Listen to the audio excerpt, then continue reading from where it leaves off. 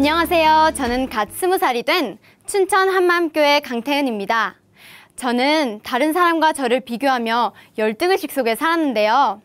부활하신 예수님께서는 제게 다 가진 자라고 말씀하셨어요. 예수님 안에서 완전한 자로 부르심을 받고 자존감을 회복한 간증을 나누려고 이 자리에 섰습니다. 저는 세 자매 중 둘째인데요. 둘째는 정말 애매한 위치라고 생각했어요. 마지는 마지라고 관심을 주고 막내는 막내라고 사랑을 주는데 둘째에게는 아무것도 돌아오지 않는 것 같았거든요. 성경에 나오는 차지도 덥지도 않은 삶, 이게 저의 상태를 가장 잘 대변해주는 성경 구절이었어요. 저는 차지도 덥지도 않은 이 뜨뜻미지근한 상태에서 벗어나고 싶었어요. 어렸을 때 기억인데요. 언니, 저, 동생 이렇게 셋이 손잡고 다니면 어른들께서 저희를 보시고 언니한텐 동생들 뒷바라지하느라 힘들지? 첫째가 고생이네 그러시고 동생한테는 어휴 벌써 막내가 이렇게 컸어? 하면서 관심을 보이시는데 저는 그냥 옆에 서 있었어요. 아니 나도 동생한테는 언니인데 꼭 첫째한테만 용돈을 2배로 주시더라고요. 나도 언니한텐 동생인데 꼭 사탕 같은 게 생기면 막내한테 먼저 주시더라고요. 크면서는 내가 관심을 못 받는 것은 다 이 둘째라는 위치에 문제가 있다고 생각했어요. 그래서 저는 저의 인생을 비트윈 인생이라고 했는데요. 뜻풀이를 하면 샌드위치처럼 사이에 낀 서러운 인생이에요. 사실 둘째라는 위치만의 문제도 아닌 게 저는 하는 일마다 보통이었어요. 공부도 잘하고 재능도 있는 언니와 동생에 비해서 제 실력은 이도 저도 아닌 그저 그런 실력이었거든요.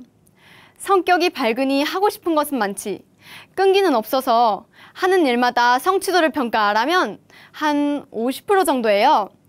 저에 비해서 성취도 2% 부족하긴 해도 완벽에 가까운 언니와 제가 보기에만 그랬을진 몰라도 성취도 100%인 동생을 보면서 나는 왜 그러지 못할까 하는 열등의식이 생기기 시작했어요.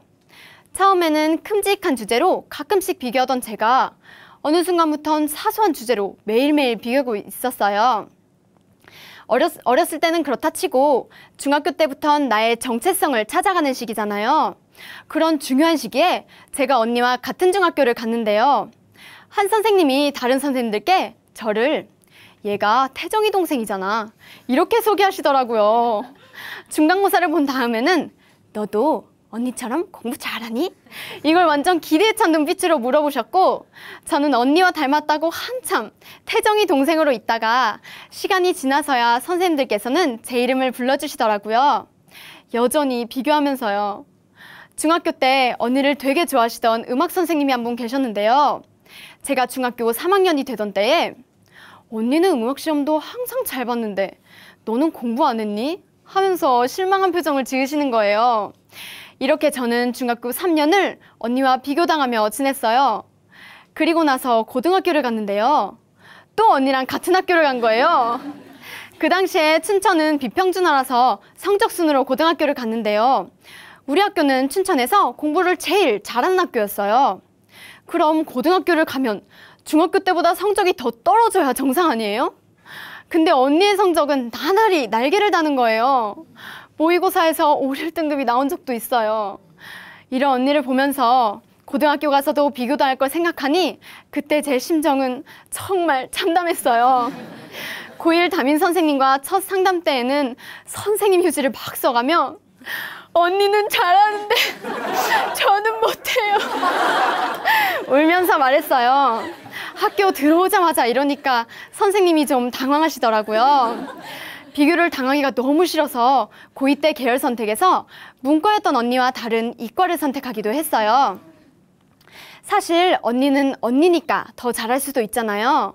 근데 동생이 나보다 잘하면 그게 더 견디기 힘들었어요. 어리고 손가락도 짧은 것이 피아노를 시작했는데요. 무섭게 잘 치는 거예요.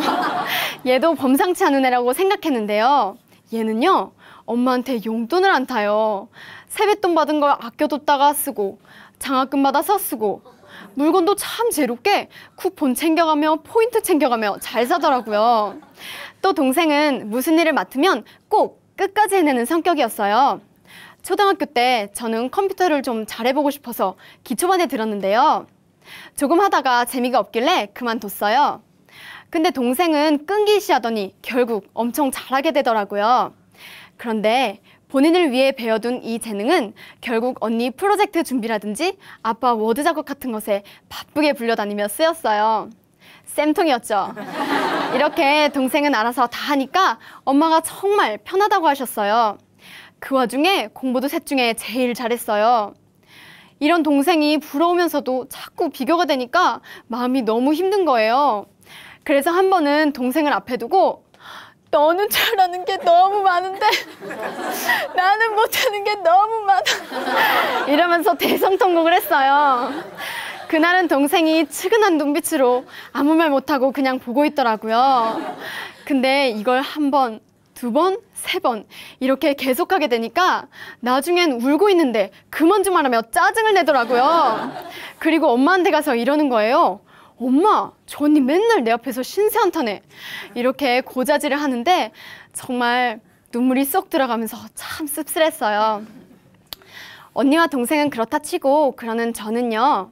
사실 뭘 특별히 못하는 것도 없었어요. 겉으로 보기엔 친구도 많고 어른들을 대하는 데에도 어려움이 없으니까 친구들은 어떻게 어른들이랑 친구처럼 대화하냐고 부러워하기도 했고요. 인문계 학교다 보니 성적에 민감한 아이들이 많았는데요. 너만한 성적이면 우리 엄마랑 아빠는 춤추겠다 이렇게 진심으로 말하던 친구도 있었어요. 너처럼 마르면 옷 다 사다가 입겠다는 등 칭찬도 들었어요. 또 술, 담배 안 하시는 부모님과 싸움 없는 화목한 가정도 친구들의 부러움을 샀어요. 그런데요, 정작 저는 만족이 안 되었어요. 어느새 언니와 동생이 아닌 세상에 있는 사람들과 나를 비교하기 시작했거든요. 제가 그나마 가졌다는 재능에 있어서도 플러스 알파에서 가진 사람들이 수두룩했어요. 공부도 안 되고 재능도 없어서 비교 열등의식으로 힘들어하던 제게 눈에 딱 띄는 사람들이 있었어요. 바로 예뻐서 인기가 많은 사람들이었죠. 예쁜 사람들은 별다른 재능 없이도 사람들의 관심을 받더라고요. 중학교 때 저는 빨간 뿔테 안경을 쓰고 다녔는데요. 어떤 친구가 제게 다가와서 이렇게 말했어요. 태윤아, 안경 벗고 다녀. 안경 벗으면 완전 이쁜데. 이 말을 그냥 스쳐 지나가는 말로 넘겼을 수도 있었을 텐데 저는 그 말에 귀가 솔깃해졌어요. 보시는 바와 같이 제가 비주얼은 좀 되잖아요. 평소에 말라서 옷핏이 좋다, 예뻐서 좋겠다, 연예인 누구를 닮았다 같은 얘기를 자주 들은 저는 다른 건 몰라도 다른 사람들에게 이 패션만큼은 뒤지지 않겠다는 생각이 들었어요. 나도 예뻐져서 관심을 받아보리라 결심했어요. 그때부터 저는 안경을 벗었습니다. 패션에 관심을 갖고 온갖 쇼핑몰을 돌아다니며 옷을 샀고 유행하던 메이커 옷이나 가방도 고집했어요. 무엇보다도 패션의 완성은 얼굴이란 것을 알기에 피부 관리나 화장품에 저의 모든 관심을 쏟았어요. 그런데 제가 이렇게 꾸미고 다니다 보니 이성 친구들이 접근하기 시작했어요. 남자애들이 집으로 놀자고 찾아오기도 하고 전화상으로 고백을 받기도 했어요. 이것은 한마음교회 철칙인 학생 이성교제 금지의 위반을 의미했어요. 전도사이셨던 우리 아빠께서는 더욱이 이를 가만히 두고 보지 않으셨어요. 평소에도 결혼할 때 돼서 말이야, 네가 눈두덩이에 립스틱 바르고 다녀도 절대 뭐라 안 해.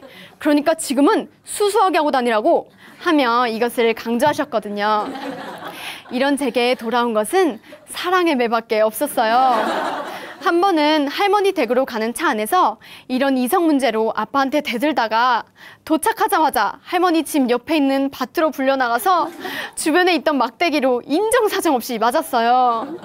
저는 중학교 때 셋 중에 제일 많이 맞았어요. 그때 제 마음에서는 이래도 저래도 안 되니까 다 포기하고 싶고 어떤 것에도 자신감이 안 생기더라고요. 자존감이 바닥까지 떨어졌어요. 그런데 저는 언니, 동생과 저를 비교하는 게 그렇게도 싫었는데 저도 사람들을 똑같이 비교하며 보고 있더라고요. 제가 싫어하는 나를 비교하는 사람들과 같이 다른 사람과 나를 비교하며 나만의 기준을 만들기 시작했어요. 외모, 학벌, 돈, 성격, 인기, 신앙 같은 기준을 주고 저는 다른 사람을 평가했어요. 예쁜 아이인데 공부를 못하면 쟤는 공부 안 하고 얼굴만 꾸미고 다닌 거지 뭐 하고, 돈은 많은데 성격이 안 좋은 애는 저러니까 인기가 없지, 돈으로 사람 마음을 사나? 하나도 안 부러워 하며 제 스스로 위안을 삼았던 것 같아요. 처음에는 하나하나 비교하는 것에 시간이 걸렸지만 이게 일상생활에서 계속하게 되니까 나중엔 어떤 사람을 보면 딱딱 점수가 나왔어요. 길거리에 지나가는 사람도 대충 파악이 될 정도였죠. 그리고 나보다 이 점수가 높다고 생각하는 사람들을 부러워하고 시기했어요. 이렇게 남들과 비교하느라 힘들고 지친 저는 모태신앙이에요. 5대째 기독교 집안에서 말씀으로 컸고 태어나서부터 지금까지 20년을 한마음교회에 있었는데요.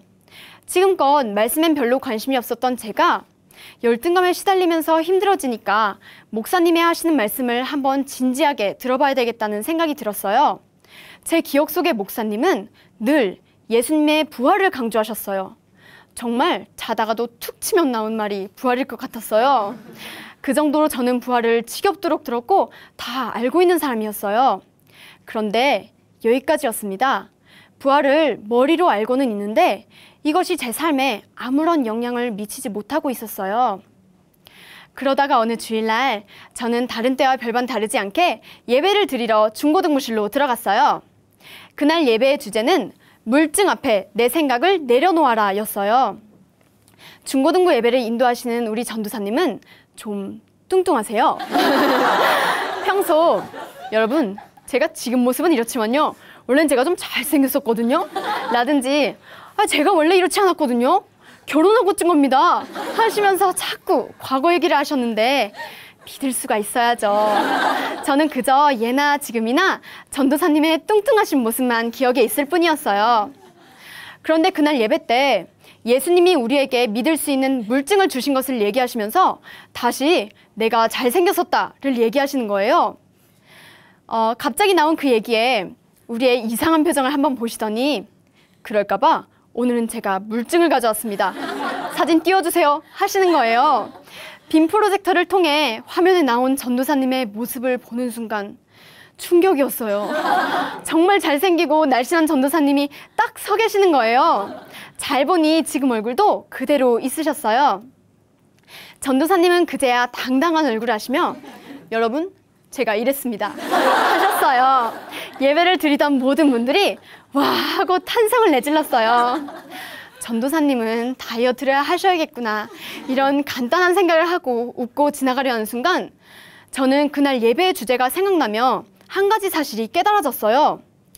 그동안 날씬했다고 계속 말씀하셨음에도 불구하고 믿지 않았던 제가 사진을 봄과 동시에 그대로 제 생각을 내려놓게 되는 것을 보면서 아, 내가 그토록 들었던 이 부활이 바로 하나님이 내보이신 물증이구나, 이것이 알아지는 거예요. 부활은 3년 반을 쫓아다니며 온갖 기적을 다 보고도 예수님의 죽음 앞에 다 도망간 제자들의 삶을 송두리째 바꿔버린 사건이었어요. 구약의 예언대로 그대로 이루심으로 인간 예수가 하나님이셨음이 확증되는 사건이었어요. 부활을 본 제자들은 그대로 나가 순교하면서까지 예수님이 하나님이시라고 전했더라고요. 그동안 부활을 알고도 제 삶에서 어떤 변화도 없었던 것은 제가 제자들과 같은 관점으로 부활을 보지 못했기 때문이었어요. 저에게 있어서 부활은 그저 알고 있는 지식에 불과했지 진짜 하나님의 살아계심을 증명하는 증표라는 것을 알지 못했던 거예요.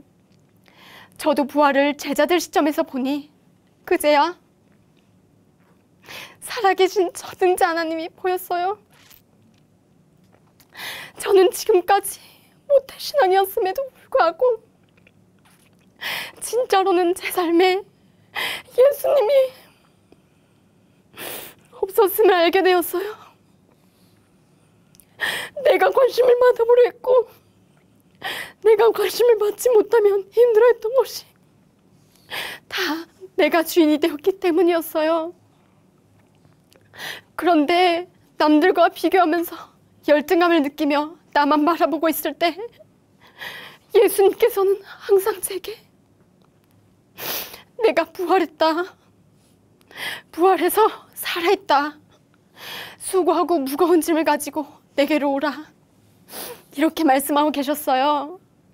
전능자 하나님을 보는 순간 저는 굴복할 수밖에 없었어요. 진짜 주인이 계신데 그분을 무시하고 살았으니 저는 감히 하나님 앞에 고개를 들고 죄송하다고 할 수도 없었어요. 지금까지 저는 나를 왜 못되시는걸로 살게 하신 거예요? 나도 세상에서 마음껏 즐기고 싶은데 왜 발목을 잡으시는 거예요? 이렇게 제 마음이 힘들어질 때마다 하나님께 원망했었는데요. 하나님께서는 태어나서부터 지금까지 제게 회개할 기회를 주신 것이었어요. 내가 세상으로 가서 마귀의 종노릇 하는 것을 막아주시며 끝까지 인내해 주신 것을 알았습니다. 그동안 말씀이 넘쳐나는 곳에 있으면서도, 기도하는 부모님이 있으면서도, 부활의 복음을 항상 듣고 있으면서도 예수님께 굴복하지 않은 제가 그 누구보다도 악한 죄인이었어요. 이런 저의 모습에도 불구하고 항상 제 마음 문을 두드리신 예수님께 문을 열어 이분을 주인으로 모셨습니다. 저는 이 순간을 잊지 못합니다. 성경의 모든 말씀에 다 아멘하는 사람이 되었거든요. 이해가 되지 않는 말씀이, 상상도 못하겠는 이 말씀이 드디어 내 마음에 임했고, 그래서 삶에서 누리게 되었어요. 부활로 말미암아 모든 성경 말씀을 아멘으로 믿고 누리게 되었어요. 고린도서 6장 10절에 아무것도 없는 자 같으나 모든 것을 가진 자로다.